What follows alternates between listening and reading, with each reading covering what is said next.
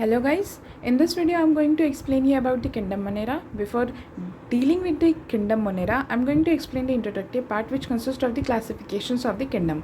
Here I have written the very first earliest attempt for classifying the animals and the plants was done by the Aristotle और Aristotle ने plant और animal को classify किया था. Animal को classify किया था एज जिसमें ब्लड रेड होता है, रेड ब्लडेड, एंड जिसमें रेड ब्लडेड नहीं होता. इनके हिसाब से एनिमल्स ये दो प्रकार के होते थे. लेकिन जो एरिस्टोटल थे उन्होंने प्लांट को क्लासिफाई किया था according to the NCERT into the trees, shrubs and the herbs. Now दो किंगडम क्लासिफिकेशन जो था वो कैरलस लीनियस के द्वारा किया गया था. कैरलस लीनियस जो थे उन्होंने प्लांट और एनिमल को क्लासिफाई किया था. Plantae and Animalia. Okay,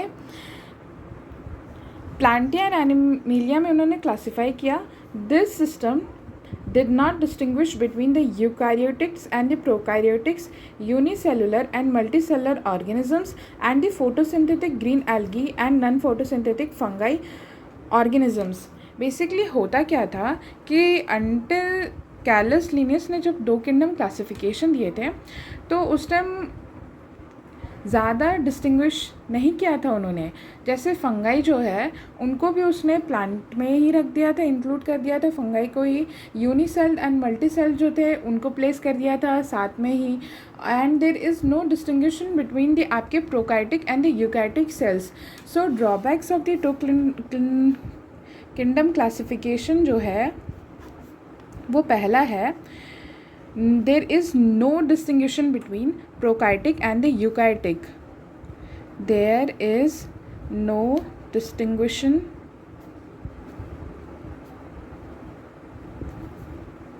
between prokaryotics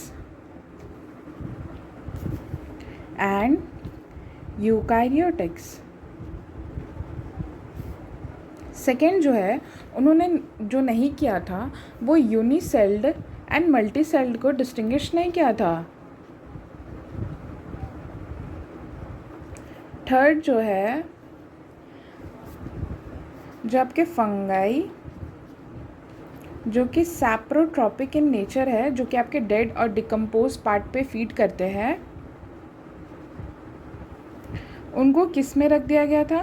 plants के किंगडम में ही रख दिया गया था. अब प्लांट का किंगडम जो है सभी को पता होगा ये ऑटोट्रॉपिक है, जो कि खुद का खाना खुद बनाते हैं. ठीक है, यही चीज़ें जो थी जो उन्होंने ये नहीं किया था.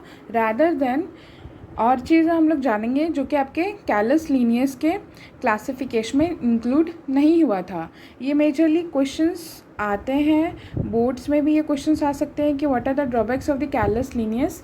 एंड जो नीट के क्वेश्चंस होते हैं उसमें भी आपको ऑप्शंस के तौर पे ये सारी चीज़ें देखने को मिल सकती है.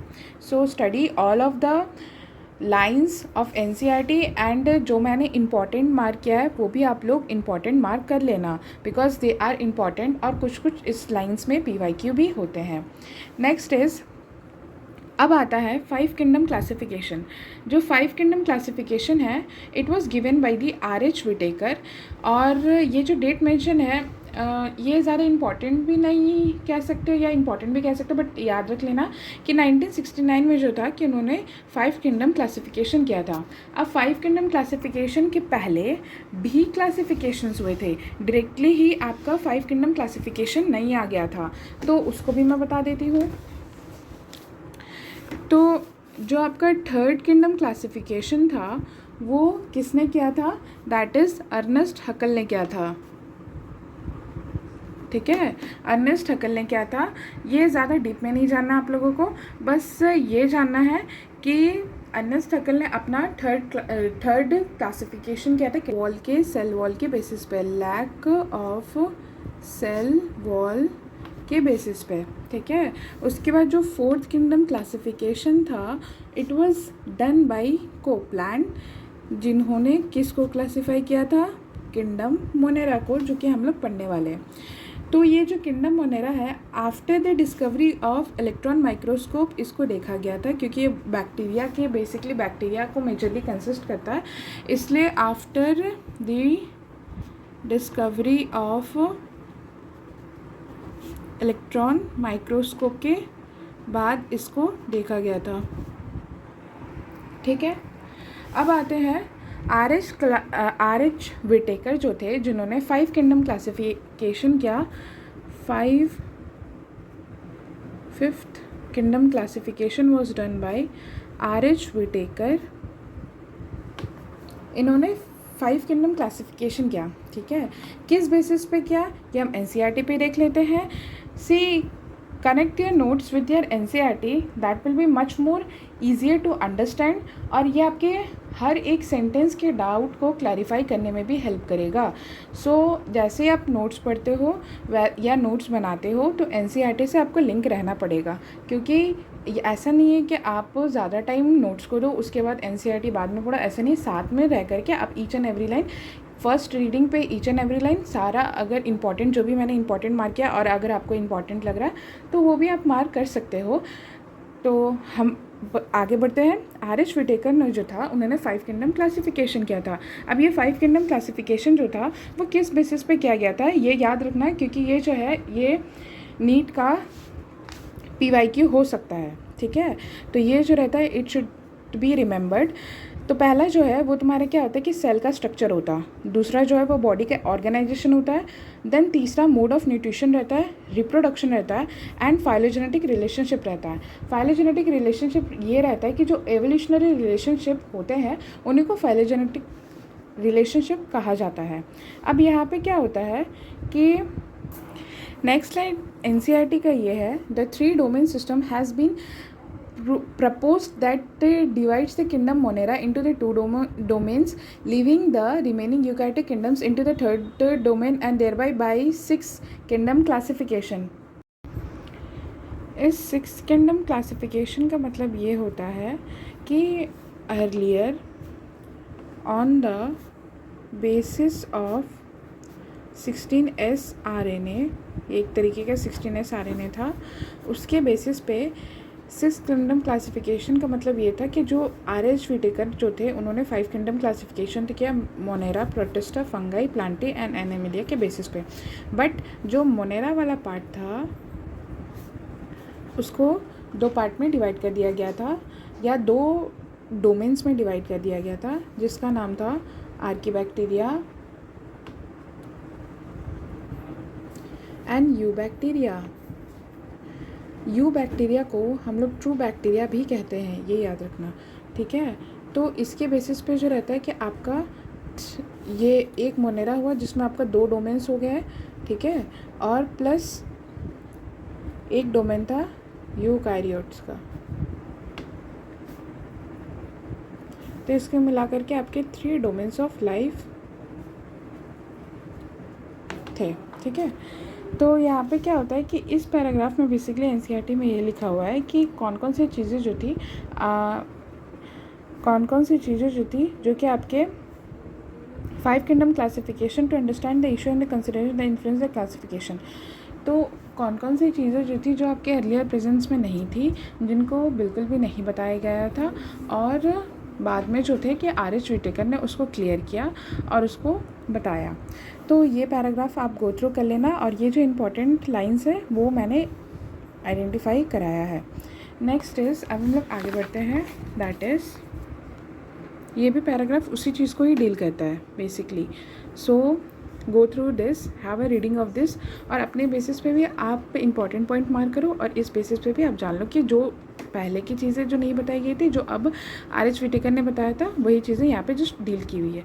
अब हम लोग आते हैं किंगडम मोनेरा पे। तो किंगडम मोनेरा जो रहता है कि ये चीज़ याद रखना है कि bacteria is the sole member of the kingdom Monera, आपके नीट में आ सकता है एज स्टेटमेंट वाइज में। उसमें ये लिखा जा सकता है कि यहाँ पे वो लिख दे कि viruses are the sole members of the kingdom Monera. ठीक है, तो बेसिकली जो मोनेरा वाला पार्ट होता है, जो आपके किंगडम मोनेरा होता है, वो बेसिकली आपके बैक्टीरियाज को ही आप कह सकते हो कि जो डील करते हैं।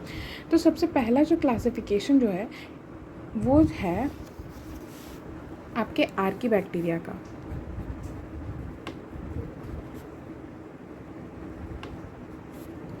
सबसे पहले मोनेरा में जो आते हैं, ठीक है। तो ये जो आर्की बैक्टीरिया होते हैं वो बेसिकली क्या होते हैं कि इनका इम्पोर्टेंस क्या है मैं ये बताती हूँ।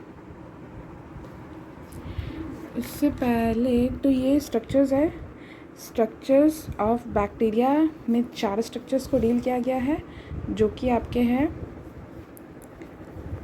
स्पेरिकल जो रहते हैं, spherical cocky, rod shaped bacillus and the comma shaped विब्रियम and the spiral shaped spirillum. ये मैच द फॉलोइंग के टर्म्स में भी आ सकता है, ठीक है।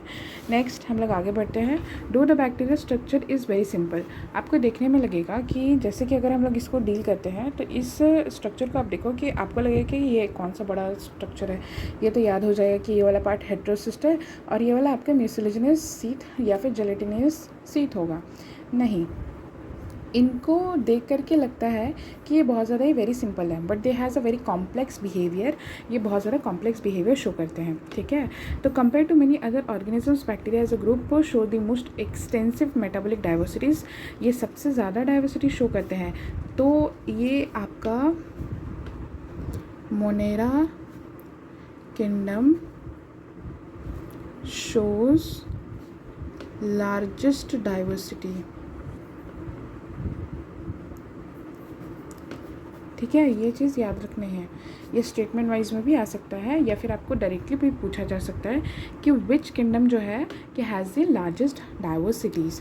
सम of the bacterias are autotrophic. कुछ बैक्टीरिया ऑटोट्रॉपिक होते हैं, मतलब जो खुद का खाना खुद ब खुद बनाते हैं। दैट इज़, जिसका मतलब भी बताया गया है कि they synthesize their own food from the inorganic substances. They may be photosynthetic autotrophic और कीमोसिंथेटिक ऑटोट्रॉपिक। अब फोटोसिंथेटिक और कीमो सिंथेटिक ऑटोट्रॉपिक का मतलब ये होता है कि फोटो ऑटोट्रॉपिक का मतलब ये होता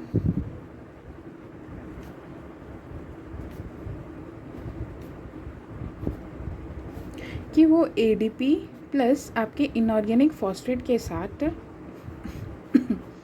ये आपका एटीपी का प्रोडक्शन करता है। बट इसमें जो मेन काम करता है वो आपका सनलाइट काम करता है, जो कि आपका फूड का प्रोडक्शन के लिए रिस्पॉन्सिबल रहता है, ठीक है। और जो कीमो ऑटोट्रॉप्स है वो बेसिकली क्या करता है, ATP plus inorganic phosphate ATP में कन्वर्ट करता है। तो ये किस तरीके से करता है, by the oxidation of the chemicals की मदद से करता है, ऑक्सीडेशन ऑफ केमिकल्स की मदद से करता है, ठीक है। और ये ऑक्सीडेशन ऑफ केमिकल्स जो रहते हैं वो बेसिकली आपके क्या होते हैं कि नाइट्रेट्स ग्रुप्स रहते हैं या फिर आपके नाइट्राइट्स रहते हैं या फिर आपका अमोनिया भी हो सकता है, ठीक है। तो ये बेसिकली क्या करते हैं, आपके रिसाइकलिंग ऑफ न्यूट्रिशंस के लिए हेल्पफुल रहते हैं, ठीक है। तो इस पॉइंट को आप मार्क कर सकते हो कि कीमो ऑटोट्रॉपिक, इसका तो ऑलरेडी बेनिफिट पार्ट यही है कि ये खुद का खाना खुद ब खुद बनाते हैं। लेकिन जो कीमो ऑटोट्रॉपिक होते हैं वो क्या करते हैं कि ऑक्सीडेशन ऑफ केमिकल्स करते हैं। ऑक्सीडेशन ऑफ केमिकल्स में आपके नाइट्राइट्स या फिर आपके अमोनिया भी आ सकता है, जो कि बेसिकली हेल्पफुल है रिसाइकलिंग ऑफ न्यूट्रिशंस के लिए। अब हम लोग आगे आते हैं, पहला classification of the Archie bacteria. तो जो आर्की बैक्टीरिया होता है वो बेसिकली आपके 3 तरीके का होता है, लेकिन उसके टाइप्स बताने से पहले मैं ये बताना चाहूँगी कि आर्की बैक्टीरिया जो है वो आपका मोस्ट प्रिमिटिव है। मोस्ट प्रिमिटिव इन सेंस कि वो सबसे पहले पाया जाने वाला बैक्टीरिया वही है, ठीक है। एंड द नेक्स्ट इज़ कि सारे के सारे जो है वो क्या है कि आपके एनारोबिक है। तो नेक्स्ट यहाँ पे तो जगह नहीं बचा है, तो यहीं पे मैं एडजस्ट करने का कोशिश करती हूँ। ये एनारोबिक होते हैं। और जो थर्ड वाला पार्ट होता है वो ये होता है कि इनका जो सेल वॉल है वो आपके म्यूरिन का बना हुआ रहता है as a thin layer and branched layer of lipid layer कह सकते हो या फिर लिपिड चेन रहता है। तो इनका जो आर्की बैक्टीरिया होते हैं उनमें आपका, मैं यहाँ से कंटिन्यू करती हूँ, ये दिख रहा है आपको, मैं यहाँ से कंटिन्यू करती हूँ। तो इनका ये कहना है कि इनका जो सेल वॉल होता है, सेल वॉल जो रहते हैं वो तुम्हारा क्या रहता है, बेसिकली तुम कह सकते हो कि पॉलीसेक्राइड्स का बना हुआ रहता है।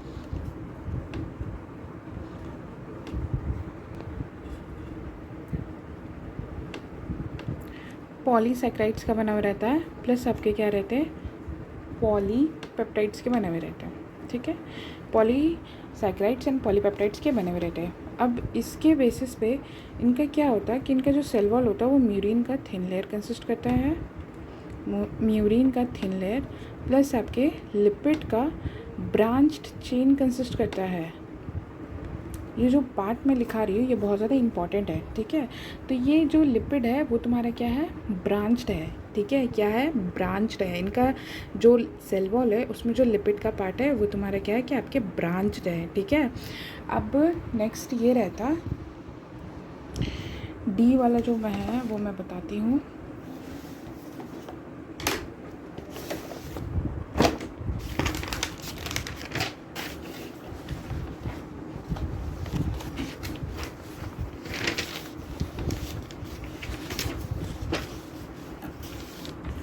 अब जो फोर्थ पार्ट है वो ये कहता है, इसका जो फोर्थ स्टेटमेंट है कि ये harsh saline plus acidic condition में रह सकता है। इस नेक्स्ट इस क्या होता है कि इनका क्लासिफिकेशन, पहला क्लासिफिकेशन की अगर मैं बात करूँ तो वो तुम्हारे क्या होते हैं कि मीथेनोजेंस रहते हैं। ठीक है, तो मीथेनोजेंस जो रहते हैं बस ये याद रखना है कि ये बेसिकली ये बैक्टीरियाज होते हैं जो कि आपके बायोगैस का प्रोडक्शन करते हैं, जो कि अब क्लास 12 के 10th चैप्टर में देखा जा सकता है इनका इंपॉर्टेंस मीथेनोजेंस। और ये जो मीथेनोजेंस होते हैं वो बायोगैस का प्रोडक्शन करते हैं। ये कहाँ पे पाए जाते हैं, दैट इज़ आपके क्या होता है कि ड्यूमिडेंट्स, दैट इज़ गट होता है ऑफ कैटल। ठीक है, अब ये हो गया। अब हम लोग एनसीईआरटी पे थोड़ा देख लेते हैं। Archaebacteria, these bacterias are the special since they live in some of the most harsh habitat such as the extreme salty area. तो दूसरा जो है वो तुम्हारा क्या होता है कि जो आपके हैलोफिल्स है, हैलोफिल्स जो कि आपका सॉल्टी एरिया को डील करता है। और थर्ड जो है वो तुम्हारे क्या होंगे, थर्मो एसिडो फिल्स। ठीक है, जो कि आपके हॉट स्प्रिंग्स में रहते हैं जो बैक्टीरियाज। ठीक है, यही चीज़ें एनसीईआरटी में भी लिखी हुई है। Archaebacteria differ from one another in having a different cell wall structure, जो कि मैंने आपको ऑलरेडी बता चुका है, जो कि उनको हेल्प करते हैं कि एक्सट्रीम से हार्श कंडीशन में रहने के लिए। Methanogens are present in the gut of the several ruminants animals such as cows, buffaloes and they are responsible for the productions of the methane, जो कि आपका बायोगैस होता है from the dung of this animals. अब हमारा next part जो है वो आपके यूबैक्टीरिया को डील करेगा। उससे पहले मैं बता दूं कि जो आपका किंगडम मोनेरा है वो तुम्हारे क्या होता है कि आपके प्रोकार्योटिक को ही कंसिस्ट करता है, प्लस आपके क्या होते हैं, यूनिसेलुलर होते हैं। ठीक है, इस किंगडम में बस यही तरीके के बैक्टीरियाज आपको देखने को मिलते हैं, जो कि मैं बताना भूल गई थी। तो बेसिकली होता क्या है कि प्रोकार्योटिक मतलब क्या होता है कि जिनमें आपका सर्कुलर डीएनए होता है, सर्कुलर डीएनए, लीनियर डीएनए नहीं होता, इनका सर्कुलर डीएनए होता है और जो कि आपके डबल स्ट्रैंडेड होते हैं। ठीक है, अब हम लोग आगे बढ़ते हैं यू बैक्टीरिया में। यू बैक्टीरिया को मैंने पहले ही बोला ट्रू बैक्टीरिया बोलते हैं। यहाँ पे क्या होता है कि they are characterized by the presence of the rigid cell wall and if motile a flagellum. अगर फ्लैजुलम प्रेजेंट रहता है उनमें तो उनको हम लोग क्या बोलते हैं कि वो मोटाइल है। द साइनोबैक्टीरिया जो कि एक तरीके का other part of the bacteria, but मैं उससे पहले आपको यू बैक्टीरिया के बारे में भी इंफॉर्मेशन देना चाहती हूँ। जो आपके यू बैक्टीरिया होते हैं उनमें उनका ये डिस्क्रिप्शन रहते हैं कि ये आपके एरोबिक होते हैं। जो आपके आर्कियोबैक्टीरिया थे वो आपके एनारोबिक थे, लेकिन जो आपके यू बैक्टीरिया है वो तुम्हारे क्या होते हैं कि एरोबिक होते हैं। नेक्स्ट क्या होता है कि इनका लेस ब्रांच्ड लिपिड तो होता ही नहीं, लेस लिपिड होता है, जो कि आपका अनब्रांच्ड रहता। ठीक है, थर्ड पॉइंट ये है कि इनका जो सेल वॉल है वो आपका पैडोग्लाइकन प्लस आपके पैडोग्लाइकेन के साथ साथ याद रखना कि आर्के बैक्टीरिया जो थे उनके जो सेल वॉल थे वो पॉलीपेप्टाइड्स और पॉलीसैकेराइड्स के बने हुए रहते हैं। यहाँ पे जो है वो तुम्हारे क्या होता है कि आपके पैडोग्लाइकेन है और पेप्टाइडोग्लाइकेन है। ठीक है, ठीक है, तो ये पार्ट हो गया। अब यहाँ पे जो आपका फोर्थ पार्ट होगा वो ये रहता है कि they are motile if they has flagella. ठीक है, अगर उनमें फ्लैजिला रहता है तो ही वो मोटाइल रहते हैं। अब नेक्स्ट है हमारा साइनोबैक्टीरिया। साइनोबैक्टीरिया का जो हम लोग डायग्राम देख रहे हैं वो यही है। साइनोबैक्टीरिया को हम लोग ब्लू ग्रीन एल्गी भी कहते हैं और ये जो ब्लू ग्रीन एल्गी होता है ये आपके कॉलोनीज़ के फॉर्म में होता है। ठीक है, कॉलोनीज़ के फॉर्म में होता है, यह फिलामेंटस स्ट्रक्चर्स कंसिस्ट करता है। तो ये जो फिलामेंटस या फिर कॉलोनिकल स्ट्रक्चर होता है उसी को हम लोग ब्लू ग्रीन एल्गी बोलते हैं। अब यहाँ पे साइनोबैक्टीरिया के बारे में मैं आपको बताती हूँ।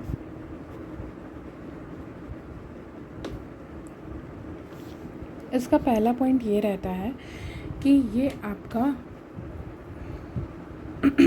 कॉलोनी कंसिस्ट करता है। दूसरा, ये आपके एक स्ट्रक्चर आपको दिख रहा होगा दैट इज़ हेट्रोसिस्ट रहता है। ठीक है, तो ये वाला जो रहता है वो तुम्हारे क्या होता है कि हेट्रोसिस्ट रहते हैं, जो कि आपका नाइट्रोजन फिक्सेशन में हेल्प करता है। नाइट्रोजन फिक्सेशन में जो रहता है कि आपको हेल्प करता है। ठीक है, नेक्स्ट इज क्या रहते हैं कि इसको हम लोग ब्लू ग्रीन एल्गी भी बोलते हैं,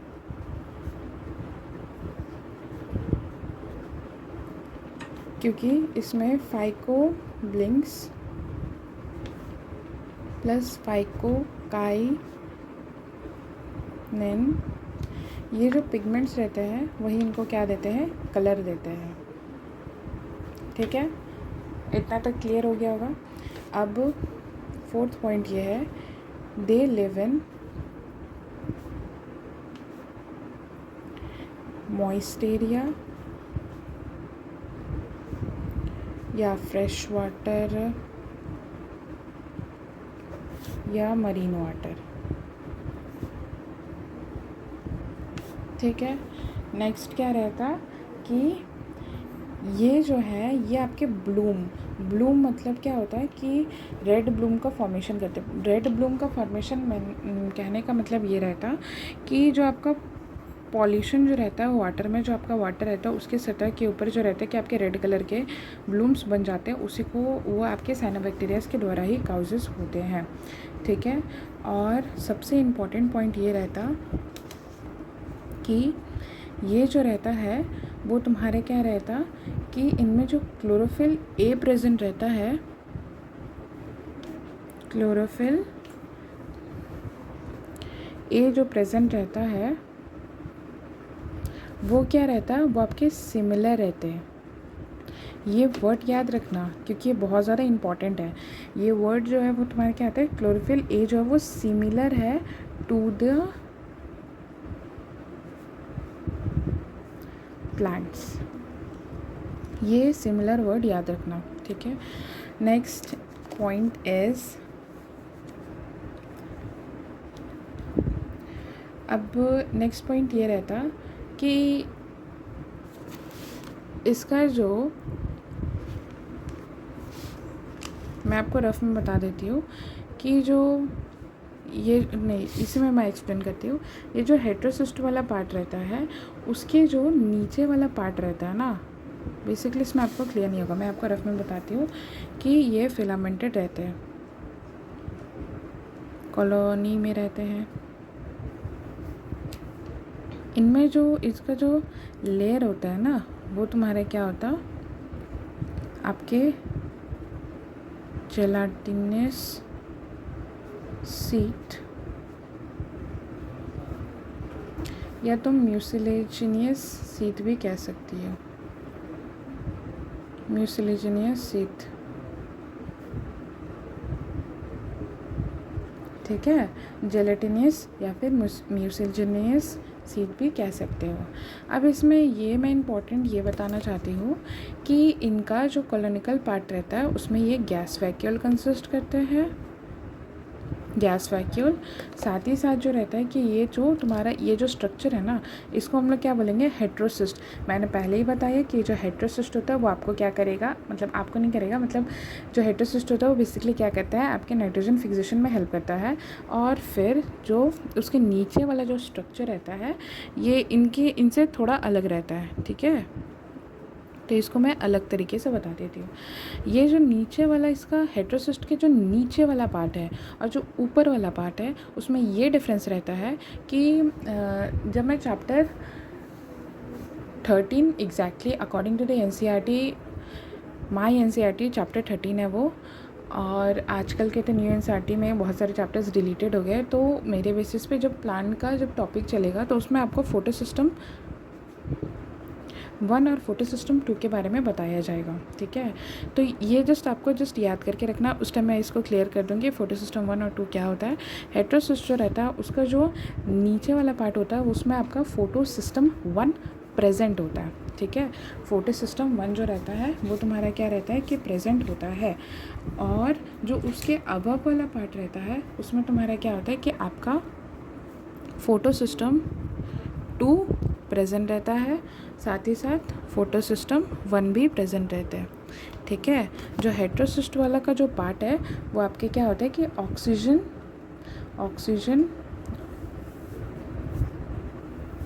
सेंसिटिव होता है, मतलब कि ये जो रहता है कि आपके ऑक्सीजन से बच करके ही रहना चाहता है, ये बिना ऑक्सीजन के प्रेजेंस में ही ये ग्रो करना या रहना पसंद करता है, ठीक है।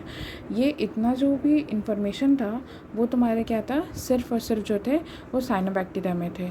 यू बैक्टीरिया के मैं बताऊँ तो उसमें मैंने ये मेंशन किया है कि वो मोटाइल है अगर उनमें फ्लैजिला प्रेजेंट है तो ये मत सोचने लगना कि अब फ्लैजिला प्रेजेंट है तो मतलब इसके बाद वाले किंगडम में भी फ्लैजिला होगा, नहीं, इसके बाद वाले किंगडम में भी फ्लैजिला नहीं होगा। तो यहाँ पे क्या होता है कि साइनोबैक्टीरिया जो रहता है उसमें आपका फ्लैजिला नहीं रहता है, तो ये आपका बेसिकली नॉन मोटाइल रहते हैं, ठीक है। और हाँ, जो इम्पोर्टेंट है वो ये है कि आपका फोटोसिंथेटिक जो किया था इन्होंने, इनका जो फोटोसिंथेटिक होता है, फोटोसिंथेसिस, वो तुम्हारा क्या होता है आपके ऑक्सीजनिक मतलब ऑक्सीजन के प्रेजेंस में इसको किया जाता है, ठीक है, बिफोर साइनो। क्योंकि इनके पहले जो रहता है कि जो आपका फोटोसिंथेटिक का जो प्रोसेस होता था वो तुम्हारे क्या थे कि एनऑक्सीजनिक होते थे, क्योंकि पहले के जो नेचर्स थे वो आपके क्या थे, रिड्यूसिंग इन नेचर था। तो मैं आपको NCERT में ये बता देती हूँ, एक रीडिंग दे देती हूँ, जो इंपॉर्टेंट पॉइंट है वो मैंने मार्क कर दिया है। तो साइनोबैक्टीरिया जो कि क्लोरोफिल एज सिमिलर है, मैंने पहले ही बताया है, जेलेटिनियस सीट है और ब्लूम भी फॉर्मेशन करते हैं। तो ये आप एक बार गो थ्रू कर देना। जो आपका इम्पॉर्टेंट चीज़ है वो ये है, examples of cyanobacteria. Examples of cyanobacteria में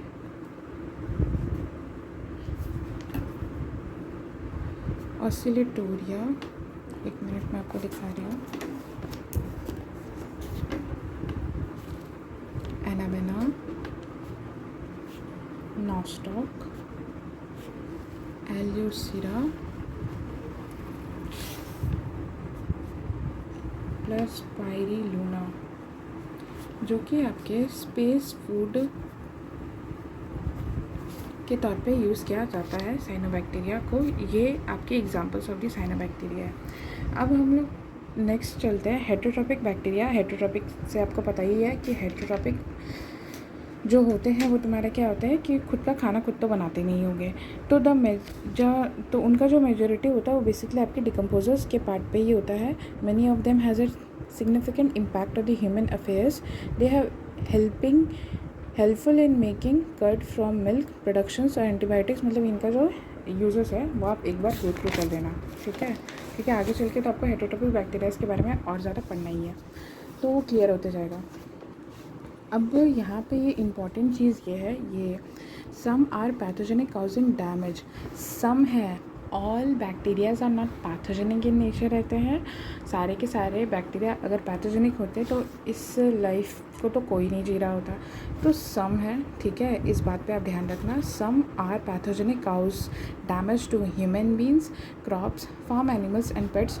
cholera, typhoid, tetanus, citrus canker are well known diseases caused by the bacteria. ये चारों जो रहता है आपको बाय हार्ट होने चाहिए, क्योंकि अगर इसमें ये बहुत बार PYQ में आ चुका है और बहुत बार ऐसे क्वेश्चंस जितने भी आप टेस्ट सीरीज जो आप गो थ्रू करोगे उसमें ये क्वेश्चन जो रहते हैं कि आपको देखने को मिलेगा कि which of the following it is not caused bye ये बैक्टीरिया। नेक्स्ट क्या होता है कि बैक्टीरिया जो रहता है वो बेसिकली मैं ये कहना चाहूँगी कि जब आपका फेवरेबल, यहीं पे मैं लिख देती हूँ, फेवरेबल कंडीशन होता है तो बेसिकली आपका क्या करते हैं, फिजन करते हैं, ठीक है। और जब अनफेवरेबल कंडीशंस होता है तो वो आपका प्रोड्यूसर स्पोर्स के फॉर्म में आपका रिप्रोडक्शन शो करते हैं, ठीक है। तो यहाँ पे क्या होता है कि वो सेक्सुअल रिप्रोडक्शन जो करते हैं by adopting a primitive type of DNA transfer from one bacteria to the other. तो सेक्सुअल रिप्रोडक्शन जो करते हैं by adopting a primitive type, मतलब जो पुराने टाइप का जो DNA ट्रांसफ़र होता है from one bacteria to the other रहता है। तो वो जो रहता है कि जो आपका रिप्रोडक्शन जो रहता है वो बेसिकली 3 तरीके के हो सकते हैं, ठीक है। तो मैं यहाँ पे आपको बता देती हूँ।